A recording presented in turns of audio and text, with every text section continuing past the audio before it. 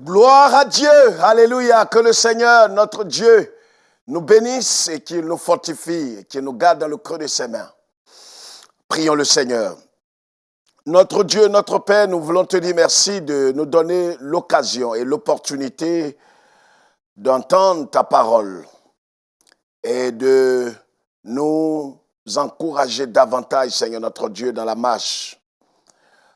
Enseigne-nous, éclaire-nous, révèle-nous, Seigneur notre Dieu, ta volonté et ta parole. Que toute la gloire, le règne, la puissance soit à toi et à toi seul pour toujours et à jamais. Seigneur, que je diminue, que toi seul sois élevé. Parle-nous et enseigne-nous. Au nom de Jésus-Christ. Amen. Que notre Dieu vous garde dans le creux de ses mains et qu'il vous bénisse. Vous savez tous que nous sommes à la fin des temps et nous devons avoir les yeux focalisés sur Jésus. 2 Pierre chapitre 2, 2 Pierre chapitre 2, le verset 1 jusqu'au verset 4. 2 Pierre chapitre 2, le verset 1 jusqu'au verset 4. Il y a eu parmi le peuple de faux prophètes, il aura de même parmi vous de faux docteurs, qui introduiront des sectes pernicieuses et qui, régnant le maître qui les a rachetés, attireront sur eux une ruine soudaine. Plusieurs les suivront dans leur dissolution, et la voix de la vérité sera calomniée à cause d'eux. Par cupidité, ils trafiqueront de vous au moyen des paroles trompeuses, eux que menace depuis longtemps la condamnation, et dont la ruine ne sommeille point. Car si Dieu n'a pas épargné les anges qui ont péché, mais s'il les a précipités dans les abîmes de ténèbres et les réserve pour le jugement. Amen. Voilà ce que nous déclare la parole de Dieu. Nous savons tous que le canal par qui nous avons cette parole est l'apôtre Pierre, serviteur de Christ, prisonnier de Jésus-Christ. Vous savez tous comment Pierre lui-même est venu au Seigneur. Pour ceux qui lisent la Bible, le Nouveau Testament surtout. Vous savez que cet homme était un pécheur professionnel. Et il avait péché toute la nuit une fois, le jour de sa rencontre avec le Christ. Et il n'avait rien pris. Et le matin, pendant qu'il avait ses filets, le Seigneur s'est approché. Et le Seigneur lui a dit une parole importante. Il lui a dit, prête-moi ta bague. Prête-moi ta bague. Et le Seigneur a utilisé cette bague. Il a prêché l'évangile à la foule. Et après avoir exercé le ministère, il a dit donc à Pierre, jette ton filet de façon spécifique, là, à droite. Et qu'est-ce que Pierre va faire? Pierre a dit à Jésus, Maître, je veux bien jeter mon filet, mais je voudrais aussi te dire que toute la nuit j'ai péché et j'ai même pas pris un levain. J'ai même pas pu prendre un poisson. Mais sur ta parole, je vais jeter mon filet. Parce que toi, tu es la parole éternelle, la parole incarnée. Sur ta parole, je vais jeter le filet.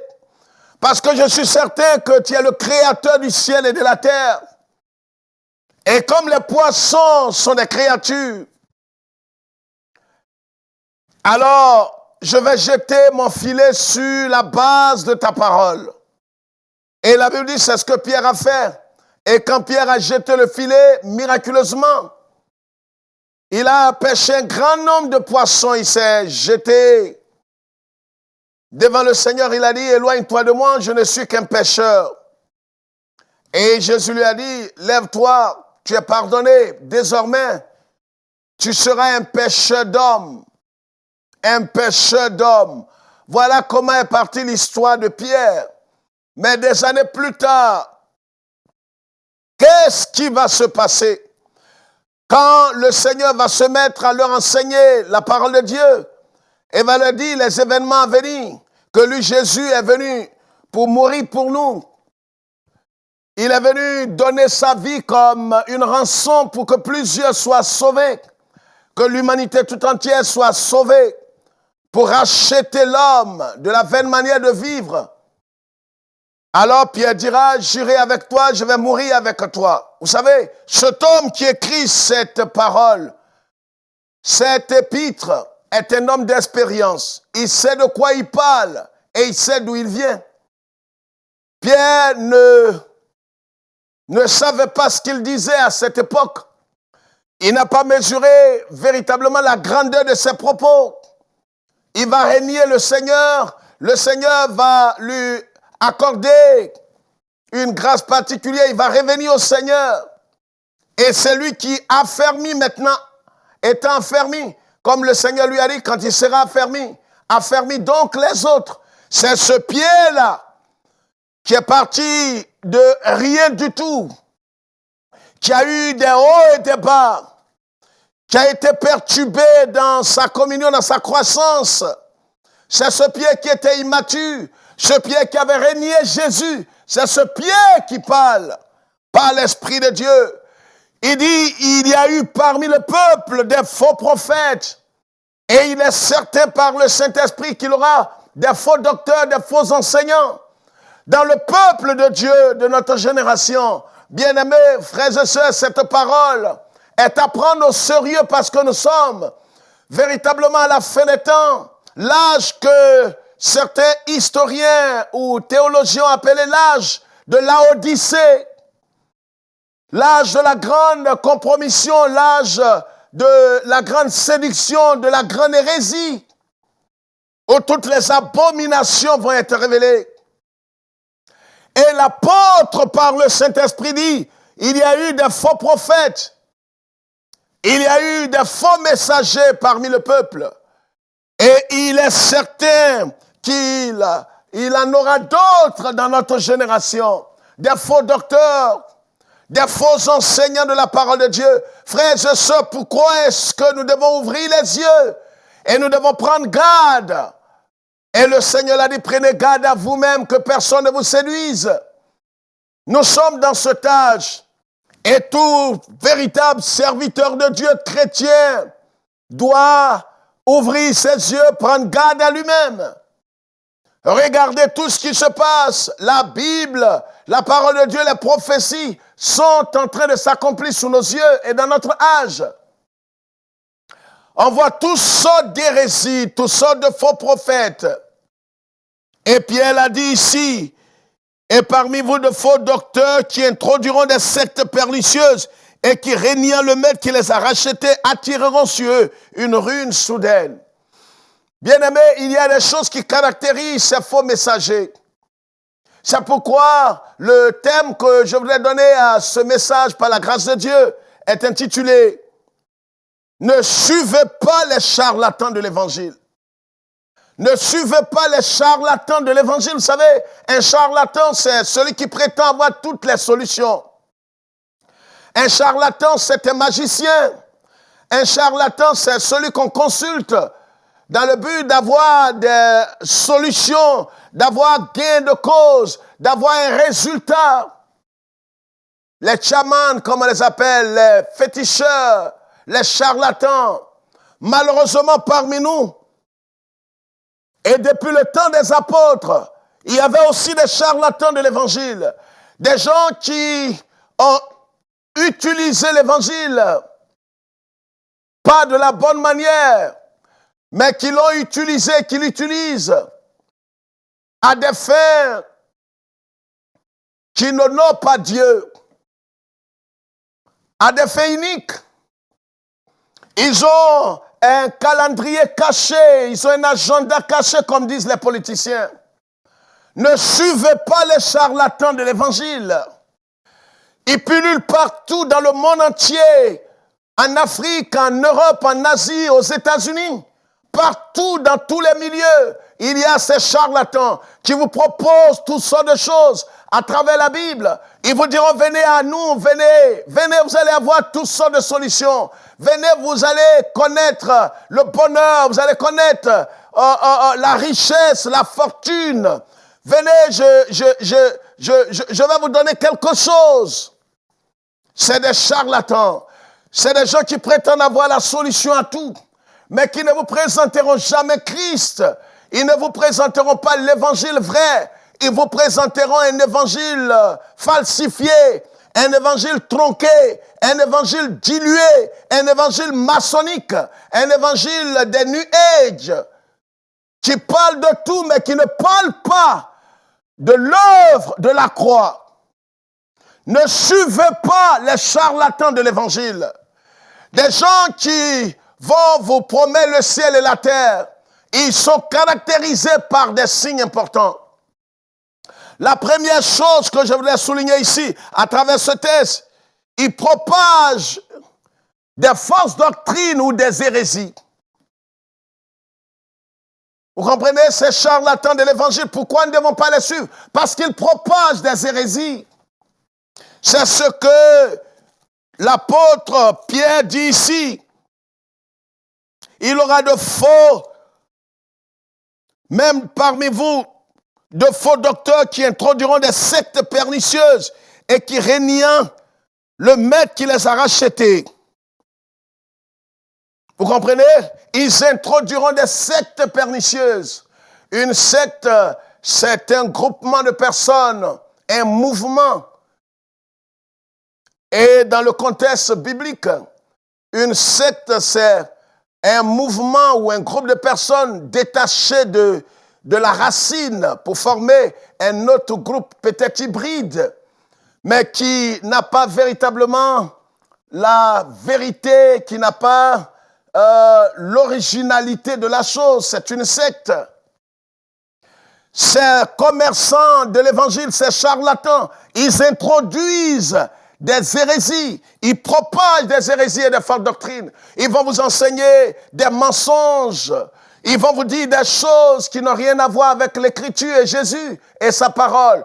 Ils vont vous dire, entre autres, que c'est pas normal. Comme vous l'entendez partout, c'est pas normal que, en tant que fils de Dieu, enfant de Dieu, né de nouveau, ayant la certitude de votre, du Saint-Esprit, la certitude de votre salut par le Saint-Esprit, et ne pas être riche et être malade et souffrir et être endetté. Alors ils vous diront que vous n'avez pas reçu Jésus, parce que si réellement vous avez reçu Jésus, ça ne devrait pas être ainsi. Ils introduisent des hérésies. Ils enseignent des doctrines de démons. Vous comprenez ce que je dis? Certains sont des magiciens. Alors ils propagent la fausse doctrine. Écoutez-les très bien à la lumière de la parole de Dieu. C'est pourquoi les Béréens faisaient présentation. Parce que déjà, au temps des apôtres, il y avait ces charlatans de l'évangile. Mais les Béréens ne les suivaient pas. Ils faisaient, c'est vrai, beaucoup de miracles. C'est vrai, ils faisaient beaucoup de signes extérieurs. Mais vous savez, si réellement vous êtes né de Dieu et que vous avez la certitude du Saint-Esprit, que vous êtes né de Dieu, comme dit Paul aux Romains, en Romains chapitre 8, verset 16, l'Esprit de Dieu lui-même rend témoignage à mon esprit que je suis enfant de Dieu. Si vous avez le témoignage du Saint-Esprit dans votre cœur que vous êtes sauvé, et vous avez cette paix inébranlable dans votre cœur, parce que vous avez placé votre foi en Jésus-Christ. Alors, une chose est certaine, une chose importante que vous devez savoir. Vous allez discerner par l'Esprit de Dieu. Vous allez discerner les hérésies et les fausses doctrines. Vous allez comprendre qu'en vérité, tout ce qui est dit n'est pas forcément de l'Évangile. C'est pourquoi l'apôtre Jean dit en 1 Jean 4, n'ajoutez pas foi à tout esprit. N'accordez pas crédit à tout esprit. Éprouvez les esprits. Mais comment allez-vous les éprouver si ce n'est à travers la parole irréversible de Dieu? Le logos, la parole écrite. Voyez, ils vont propager de fausses doctrines. Certains iront jusqu'à renier le Seigneur. Certains iront jusqu'à dire des choses ignobles. Ils vont mélanger le New Age, ils vont mélanger toutes sortes de doctrines pour vous enseigner. Vous comprenez? Un peu de mensonge, un peu de vérité, c'est du poison. C'est pourquoi, quand vous écoutez la parole de Dieu, ce que vous devez faire, c'est d'examiner toutes choses à la lumière de la parole de Dieu. Quand vous entendez n'importe quel message, examinez cette parole.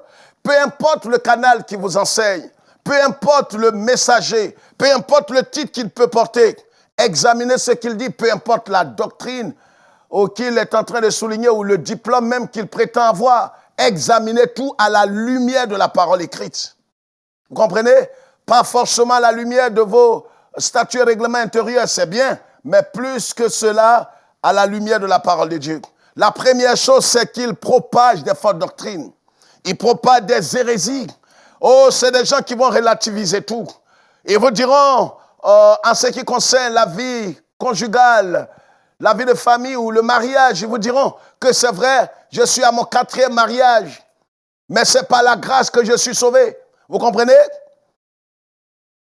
Ils vont vous donner, enseigner une grâce bon marché. Vous comprenez ce que je dis?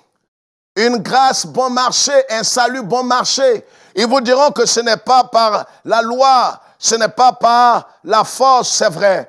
Ils vont vous dire des choses. Et quand vous allez insister, ils vous diront que vous êtes légaliste. Et que c'est par la grâce que nous sommes sauvés. C'est la pure vérité, c'est ce que la Bible dit d'ailleurs. C'est par la grâce que nous sommes sauvés par le moyen de la foi. Vous comprenez? Mais en même temps, ils vont bafouer cette grâce. Vous comprenez? Ils vous diront que, mais comme c'est par la grâce que nous sommes sauvés, alors je peux divorcer, me remarier, cela n'a pas d'impact sur mon salut. Et pourtant, la Bible dit que si vous êtes divorcé, vous êtes marié et que vous êtes divorcé aussi longtemps que votre conjoint est vivant, alors vous n'avez pas le droit, ou votre conjointe est vivante, alors vous n'avez pas le droit d'aller vous remarier, car si vous remettez à nouveau dans un couple, vous êtes dans l'adultère. Mais cela ne meut pas la plupart des évangéliques. J'ai été dans plusieurs nations, j'ai posé la question à plusieurs éminents serviteurs de Dieu, même des docteurs en théologie. Ils vous diront vêtement que c'est vrai, la Bible dit ça. Alors ils rentrent dans le relativisme. C'est vrai que la Bible dit ça, mais voilà ce que moi je crois. Vous comprenez? Ils ne sont plus maintenant des ambassadeurs de Christ. Un ambassadeur ne donne pas son avis. Il ne dit que ce que son pays dit. Mais regardez où nous allons. Ne suivez pas ces aventuriers, s'il vous plaît. Vous mettez votre salut en danger. Vous mettez votre vie en danger. Ne suivez pas ces aventuriers. Vous comprenez? Ils propagent de fausses doctrines. Ils propagent des hérésies. Ils vont vous parler de la mort spirituelle de Jésus. Et que Jésus est mort spirituellement, qu'il est né de nouveau. Et qu'il est descendu en enfer. Et qu'il a cru. Et il est né de nouveau. C'est une hérésie grave. C'est un blasphème contre Jésus. Jésus n'a jamais été né de nouveau. Jésus a payé le prix de nos péchés à la croix dans son corps. Il n'est jamais né de nouveau. Il n'est pas mort spirituellement pour naître de nouveau. Et ça, cette doctrine est partagée par les plus grands télévangélistes, les plus grands prédicateurs que vous pouvez connaître. Et certains évangéliques soutiennent cela. Vous comprenez ce que j'ai dit? Ça. Et quand vous les écoutez, ils vont relativiser tout. Ils vont vous dire, c'est vrai, la Bible dit ça, mais voilà ce que nous croyons. La Bible dit ça, mais nous sommes à la fin des temps et c'est difficile. Qui est-ce qui peut croire ça? Comme si le Seigneur faisait des arrangements. La deuxième chose importante, ils renient le Seigneur. Ils vont attester que, voyez, et c'est ce qui m'a choqué dans la vie d'un de ces grands docteurs que la terre ait connu. Un docteur en théologie, un monsieur respecté qui a écrit des livres qui sont des best-sellers. Il a démontré qu'il y a des gens dans toutes les religions qui seront sauvés. Il y a des gens qui seront sauvés dans l'hindouisme. Il y a des gens qui seront sauvés dans l'islam. Il y a des gens qui seront sauvés dans le christianisme. Et ce monsieur est respecté, honoré de tous les évangéliques. Mais il démontre à travers ses ouvrages que plusieurs seront dans ces religions et seront sauvés. Nous serons étonnés de voir des gens, des hindous, des musulmans, des pratiquants de d'autres religions. Vous savez, la religion est un moyen des hommes et la religion n'a jamais sauvé un homme. Vous comprenez? La religion chrétienne ne peut pas sauver. Le moyen que Dieu a prévu pour le salut de l'humanité est Jésus-Christ. Ce n'est pas une organisation, ce n'est pas un prophète, mais c'est Jésus-Christ. Jésus est plus qu'un prophète. Il est la parole éternelle de Dieu. Il est lui-même Dieu. Vous comprenez? Alors ils vont vous dire que Jésus n'est pas l'unique et le seul vrai chemin pour la vie éternelle. Ils renie le maître, c'est ce que dit Saint Pierre ici. Ils reniant le maître qui les a rachetés. Alors ces commerçants, vous allez voir qu'ils renient le maître. Ils vont vous démontrer que c'est vrai. Écoutez, ils n'ont pas besoin d'être sectaires. Ils vont créer l'écuménisme. Vous comprenez? Et c'est ce qui est en train de se développer. Des évangéliques affamés. Des gens qui sont animés de l'esprit de cupidité, la plupart, sont en train de mettre en place des mouvements hybrides où il y a tout le monde dedans, des sorciers, des mystiques, des maçons. Et tous ont la Bible, et tous parlent de Jésus. Mais aller plus loin, est-ce que réellement ils sont de Dieu?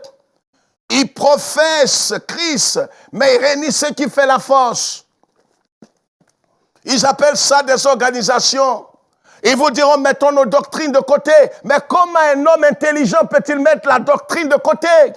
La Bible dit que si quelqu'un vient à vous et qui ne vient pas avec la doctrine de Christ, il ne reconnaît pas Jésus comme Seigneur et Sauveur. Il ne reconnaît pas Jésus comme Dieu. Il ne reconnaît pas Jésus comme l'unique voie du salut. Ne lui dites pas bonjour. S'il ne reconnaît pas que le sang de Jésus est le socle de notre salut, ne le recevez pas. Malheureusement, on crée des fédérations, des mouvements hybrides. On dit à tout le monde, venez, mettons-nous ensemble pour aller demander de l'argent au pouvoir, pour aller avoir ceci ou cela, pour aller en Israël. Faisons ceci ou cela. Quelle honte, quelle bassesse. Écoutez, ne suivez pas ces charlatans de l'évangile. Ne les suivez pas, c'est des vendeurs d'illusions. La plupart ont perdu la foi. Ils ne sont plus en communion avec Dieu. Certains sont des vieux prophètes. Ne les suivez pas. Si réellement vous tenez à votre vie. Vous comprenez? La troisième chose que je voudrais souligner ici, ils prédisent faussement l'avenir. Ces commerçants de l'évangile, ils vont prédire des choses. Oh, la Bible dit en Deutéronome chapitre 18, versets 20 à 22, si quelqu'un vient, un prophète célèbre parmi vous, il dit des choses que ces choses ne se réalisent pas, alors ne l'écoutez pas.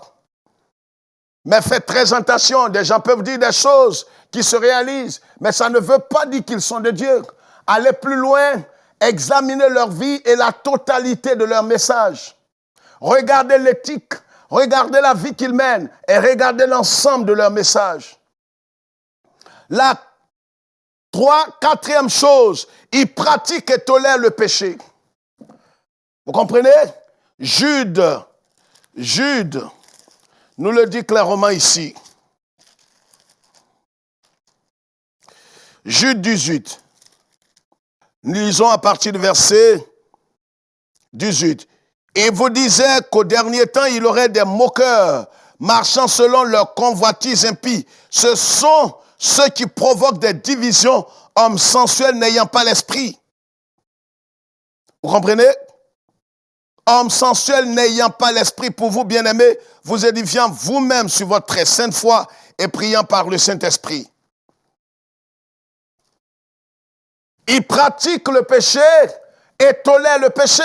C'est des gens qui vous diront que non, mais écoutez, Dieu est amour. Même si vous êtes dans l'abomination, vous êtes homosexuel, vous êtes lesbienne, vous êtes voleur à col blanc, ce qu'ils savent, c'est de prophétiser sur vous. Ils vous diront non, n'écoutez pas les légalistes. Dieu est amour. Vous êtes adultère, vous ne voulez pas vous repentir. Vous êtes divorcé, vous vous êtes remarié, c'est rien. Venez seulement apporter votre dîme, apporter votre offrande, apporter un soutien à l'église. Le reste, Dieu le fera. N'écoutez pas les légalistes. Quelle tragédie. Voici ces marmailleurs de l'évangile, ces épiciers, ces commerçants de l'évangile, ces charlatans modernes dans l'église évangélique. Ne les suivez pas. Ne les suivez pas. Si vous les suivez, vous mettez votre vie en danger. Et ils pullulent toutes les capitales, toutes les villes du monde entier. Ne les suivez pas, frères et sœurs. C'est un cri de cœur. Ils vivent dans le péché et ils tolèrent le péché. Dans certains milieux, quand vous prêchez sur la sanctification, vous prêchez sur la repentance authentique, on vous dira c'est dépassé. Prêche-nous la bonne nouvelle, ce qu'ils appellent la bonne nouvelle. C'est de leur dire que vous allez être riche, vous allez maintenant être sur des chevaux, vous allez acheter des voitures, vous allez bâtir des maisons, vous serez plus puissants que les impies. Voici ce qu'ils appellent la bonne nouvelle. Alors, ces commerçants, ces charlatans vivent eux-mêmes dans le péché et tolèrent le péché. Ils n'osent pas prêcher sur la repentance. Ils n'osent pas prêcher sur véritablement comment mourir à soi, renoncer à sa vie et comment s'éloigner du mal sous toutes ses formes. Ils vont vous prêcher autre chose et ils ne vous parleront jamais de la sanctification progressive. Vous savez, il y a 3 types de sanctification. Il y a ce qui est positionnel que le Christ a accompli et il y a ce qui est progressif et il y a ce qui est définitif. Progressive sans laquelle nul ne verra le Seigneur. Nous devons chaque jour demeurer dans la sanctification. Et c'est ce qui est la clé de notre affranchissement du péché. Vous comprenez? C'est en renonçant à vous-même que vous serez affranchis du péché. Véritablement. Frères et sœurs, nous devons comprendre cela. Et l'un des derniers points, c'est qu'ils promettent de faux espoirs. 2 Pierre chapitre 2, verset 17, nous le disent. Et ils séduiront aussi des hommes immatures. Ils séduiront des hommes immatures et ils feront de fausses promesses. Ils donneront de faux espoirs. Ils vont vous dire, vous serez ceci. Et voilà comment plusieurs sont venus à Christ ces 30 dernières années ou 50. Et puis voilà, ils n'ont pas gain de cause et ils retournent et les gens disent, ils ont rétrogradé. Mais nous devons être sages, frères et sœurs. Ils promettent, ils donnent, ils promettent de faux espoirs et ils séduisent en même temps des hommes et des femmes qui sont immatures. Gardez-vous de ces gens. Gardez-vous de ces gens. Si vous entendez un message de qui que ce soit, venant d'ici ou d'ailleurs, examinez ce que vous avez entendu à travers la parole de Dieu. Et non pas en citant, oh, il y a un prophète qui a dit, il y a un Américain qui a dit, il y a un Asiatique qui a dit. Ils ne sont pas Jésus. Soyez intelligents. Souvent, les gens nous appellent pasteur. Il y a tel pasteur, grand pasteur. Il y a un grand homme de Dieu, soyons intelligents. Il n'y a que grand que Jésus seul. Nous ne sommes que des serviteurs inutiles. Aucun serviteur de Dieu honnête, sincère ne peut dire qu'il est grand. Il n'y a de grand que Dieu seul, que Jésus seul. Tous les serviteurs sont des serviteurs inutiles. Il a une basilique évangélique, gloire à Dieu. Si cela est approuvé par Dieu et agréé par Dieu. Ce qui est plus important, est-ce qu'il est de Dieu? Est-ce qu'il a la sémence éternelle? C'est de cela qu'il s'agit. Alors, si quelqu'un a dit quelque chose et que la chose qu'il a dite contredit la parole écrite, il faut refuser la parole de cet homme. Fût-il archevêque ou bishop ou pape évangélique, où ça fait 100 ans qu'il est prédicateur, ne l'écoutez plus. C'est un imposteur. Écoutez ce que la Bible dit au détriment de ce que l'homme dit. Que Dieu nous bénisse et que le Seigneur nous garde. Voici quelques points qui doivent nous aider à fuir les commerçants, les charlatans de l'évangile. Ne mettez pas votre vie en péril. Ne mettez pas votre vie et votre éternité en danger. Le faux évangile produit un faux salut. Le faux évangile produit une fausse espérance. Soyez sages et ne mettez pas votre vie en péril. Que Dieu bénisse Israël et Jérusalem. Si vous n'avez pas encore reçu Christ, venez à lui aujourd'hui et n'attendez pas un certain purgatoire. Ça n'existe pas. C'est une imagination des hommes pour voler et escroquer. Ça n'existe pas dans la Bible. La Bible dit, en Hébreux chapitre 9, verset 22 jusqu'au verset 27, qu'on meurt une seule fois et après quoi vient le jugement. C'est aujourd'hui que vous devez préparer votre éternité. Soyez sages et ne laissez personne vous distraire. Surtout ces marmailleurs et ces vendeurs d'illusions qui sont apparus parmi nous, mais qui ne sont pas des nôtres. Gardez-vous des faux prophètes. Que Dieu nous bénisse. Shalom.